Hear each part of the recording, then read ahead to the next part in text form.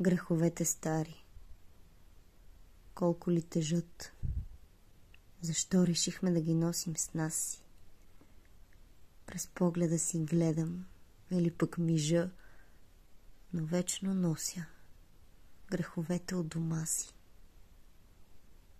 А греховете стари до кога въжат? Дали все още носят давност?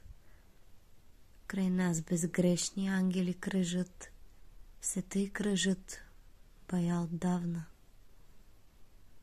А греховете стари кой ги е видял? Кой помни тъжните стари стени? Кой пил? Кой седял? И всички всъщност сме едни.